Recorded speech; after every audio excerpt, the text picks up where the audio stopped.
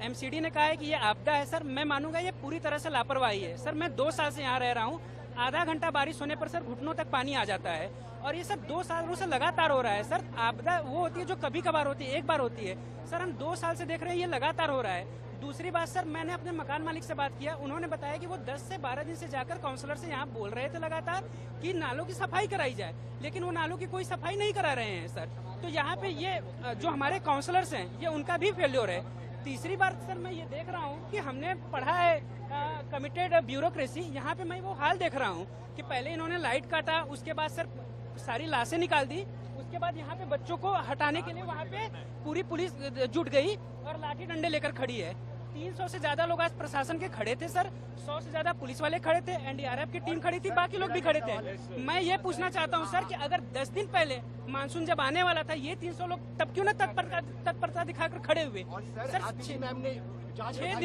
6 दिन पहले सर पटेल नगर में हमारा एक दोस्त था, मेंस की तैयारी कर रहा था सर, उसका करंट लगने से डेथ हो गया। आज 3 जो डेथ हुई है सर, अभी इनके साथ पेरेंट्स को पता। सर पहली डिमांड है कि जितने भी कल्प्रिट लोग हैं उनके खिलाफ एक्शन लिया जाए। उससे पहले सर इमीडिएट डिमांड है कि जितने डेथ काउंट है और सर जितने इंजरीज है वो हमको साफ बताया जाए। मैं खुद बता रहा हूँ, मैं डिजास्टर के लोगों के साथ यहाँ पे खड़ा था, उन्होंने मुझे बताया, पता नहीं सच बताया झूठ बताया मुझे नहीं पता, उन्होंने यहाँ पे बताया कि अराउंड 8 to 10 कैजुअलिटीज की बात उन्होंने मुझे बताई जो डिजास्टर के लोग थे। सही बताइए गलत बताइए मुझे नहीं पता है सर, बट उन्होंने मुझे ये बताया। तीसरी बात सर, हमें वीपी गुप्ता चाहिए और यहाँ पे मैं बता रहा हूँ 95% जो लाइब्रेरीज हैं सर वो सारी की सारी बेसमेंट में ही बनी है। आज तो एक जगह हो गया ये घटना सर, कल हर जगह पे हो सकता है। तो हमें सर वो सारे लोग चाहिए, वो ये सिस्टम बंद होना चाहिए। पैसे ये लोग सर अंधा ले रहे हैं, यहाँ के मकान मालिक हो या लाइब्रेरी वाले हो। सर यहाँ पे एक रूम जिसमें 2-2 बच्चे रह रहे हैं, उसका total rent 20। Sir, there is no one to take the responsibility here. We want someone from the government to come here and take the responsibility for the people, for all the students who have lost their lives here. और यहाँ पर sir एक tweet करने से, एक letter लिखने से अपने इसी कमरे में बैठ के सर क्या भविष्य लोगों का यहाँ पे सुधार रहे हैं सर?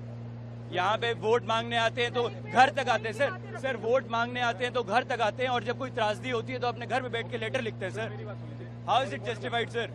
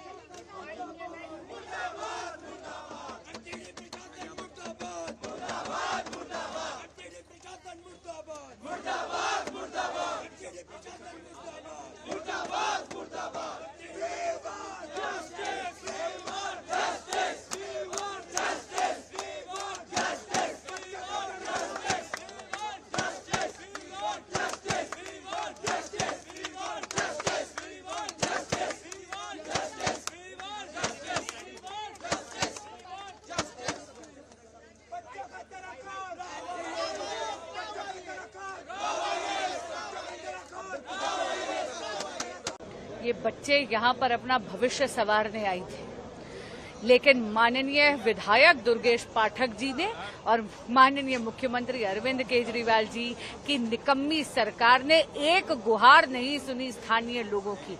बार बार पिछले 1 सप्ताह से माननीय विधायक दुर्गेश पाठक जी को बोला जा रहा था कि नाले की डिसिल्टिंग करवा दीजिए, नाले की सफाई करवा दीजिए। आपके पीछे आप ही देख लीजिए, अभी भी 2.5 फुट पानी सड़क पर है। यही पूरा का पूरा पानी जाकर बेसमेंट में फिल हो गया है। आप जानते हैं डाइवर्स की जरूरत पड़ी है तो आप खुद समझ सकते हैं कि कितनी गंभीर हालत है वहां पर। कह रहे पूरा का पूरा फर्नीचर तैर रहा है, ऊपर तक बेसमेंट जलमग्न है और बच्चों की डेथ हुई है इलेक्ट्रोक्यूशन के कारण। इस मृत्यु के पूरी तरह जिम्मेदार माननीय मुख्यमंत्री अरविंद केजरीवाल जी और माननीय विधायक दुर्गेश पाठक जी हैं। मैम, विधायक और मेयर दोनों कह रहे हैं कि ये आपदा के समय में ऐसे बीजेपी को कटाक्ष नहीं करना चाहिए, हमारे साथ खड़ा होना चाहिए। हम कटाक्ष नहीं कर रहे, सत्ता पक्ष की जवाबदेही बनती है। एक दशक से, पिछले 10 सालों से यहाँ पर सत्ता भोग रहे हैं, लेकिन दिल्ली की जनता के लिए कुछ नहीं कर रहे। स्थानीय लोग बार बार एक सप्ताह से बोल रहे हैं कि नाले की सफाई करवा दीजिए। नाले की सफाई अगर माननीय विधायक दुर्गेश पाठक जी और माननीय मुख्यमंत्री अरविंद केजरीवाल जी की सरकार ने कराई होती तो आज ये बेसमेंट जलमग्न नहीं होता और बच्चों की जान नहीं जाती। और ये पहला वाकया नहीं है, आप जानते हैं पिछले दिनों ही इसी तरह वाटर लॉगिंग और इलेक्ट्रोक्यूशन के कारण पटेल नगर में एक एस्पिरेंट की डेथ हुई है। उससे पहले 2 बच्चे जो दूध लेने जा रहे थे वो भी जलमग्न होकर इलेक्ट्रोक्यूशन के कारण उनकी डेथ हुई है। कब तक दिल्ली वासी अपने प्राण इस तरह खोते रहेंगे इनकी लापरवाही के कारण? अभी तक मैम एक बॉडी रिकवर हुआ है, और भी कुछ बॉडी हो सकती है इसके अंदर।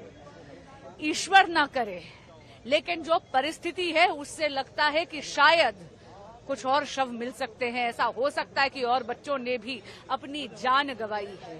मेरी संवेदनाएं उन परिवारों के साथ जो इन बच्चों को यहाँ उन्होंने भेजा था उनका उज्जवल भविष्य के लिए, ताकि वो पढ़ाई करें, IAS का एग्जाम पास करें, अफसर बने। लेकिन अरविंद केजरीवाल जी की निकम्मी सरकार की लापरवाही और निष्कर्मता के कारण आज उनको अपने प्राण खोने पड़े हैं।